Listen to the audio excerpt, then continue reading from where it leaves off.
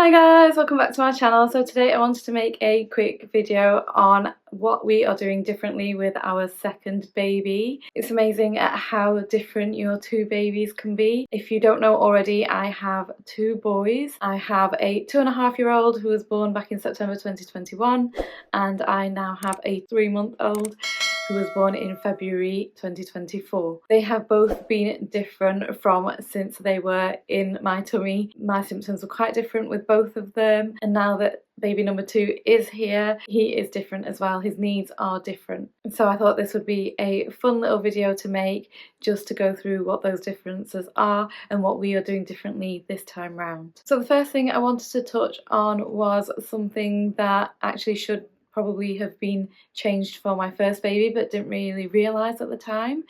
But we changed our milk. We used to use the Cow and Gate milk with my first son, and he used to have a lot of reflux. He would throw up at least once or twice a day.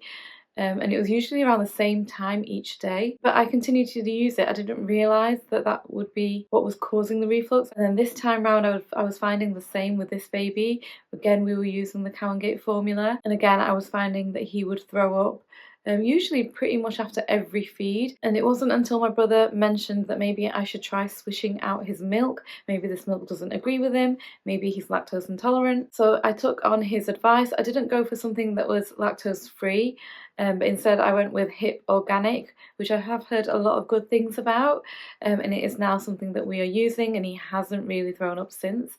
Maybe just a couple of times, but these are so far apart. I think we've just overfed him or something. So switching milk has made a really big difference, and now I think back and I feel a little bit sad that it's not something that I picked up with for Deanne. I did try to switch to the Cow and Gate comfort milk for Deanne, and that was even worse. He was a lot worse on that, so we then switched back. So of course, compared to that milk, he seemed a lot better on the original, and therefore I thought it was fine for him to stay on that milk. Looking back at it now, I should have switched brands completely. Something else that he is different with: Deanne used to drink until he was full. Riyadh doesn't seem to know when he's full. He just keeps drinking, and then he gets overfull and he ends up throwing up. So we have had to be really careful with him. We try and feed him just about 1 ounce, maybe 2 ounces, and then burp him before he completes the rest. Something else that's different, which I swore I wouldn't do with Deanne and kind of regret that I didn't do with him, is give Riyadh a dummy. As I mentioned in past videos, my sister-in-law is a dentist, and she said giving baby a dummy would push their teeth forward and change their jawline, which I get, I completely understand, and it's not something that I would want for my child. Deanne ended up being a thumb sucker, and his teeth have been pushed forward because of that anyway. Luckily he doesn't suck his thumb, but he is still taking a bottle, and again that adds to pushing the teeth forward. I'm trying to wean him off it, and I hope that he's weaned off by 3. Riyadh only really has the dummy to help settle him at night. It can help with things like SIDS as well, which is a really good thing. And then like I said, he does overfeed, so if I can see that he's fed a lot and I think he's had enough, if he has more he'll throw up, I'll offer him the dummy instead as well. I have looked into it, and I think it does say that they are fine to use a dummy until they are about 3 years old, and it shouldn't make much of a difference to their jawline. I just think with a dummy you can take it away from them, whereas with a thumb you can't, and Leanne was sucking that thumb constantly, days where he just wouldn't take it out of his mouth the whole time. I have also heard that thumb sucking can make the thumb smaller, so that's something else to worry about. So you just have to play it by ear. You just have to see what works best for you and your family and make that decision. So that's the route we've gone down. We don't use anything special, we just use the free Tommee Tippee ones that came with our Tommee Tippee bottles. Another difference this time round is that we have noticed Riyadh loves to be swaddled, so we have been swaddling him. It's how he feels most comfortable. If we were just to lay him down without swaddling, he will be moving his arms around and he'll wake himself up. So we do have to swaddle him to make sure that he gets a good night's sleep. And then during the day he falls asleep in our arms, and as soon as we go to put him down he will wake up. He knows instantly when he's been put down, and the only way I found that he would settle is if I was to shake the pram or shake the Moses basket that he sleeps in, and eventually he would settle and fall asleep. Of course, I can't be there to shake him the whole time, so I have recently invested in a rocket pram rocker, and I've heard really good things about it, so I can't wait to use it. I can obviously leave a review if that's something that you would be interested in once I've had a chance to use it. And then with Riyadh liking tighter spaces, we found that he sleeps much better in the Moses basket than he did in the next to me. We tried the next to me out the very first night he came home and he just wasn't happy in it. He now sleeps in the Moses basket and it seems to be working for us really well.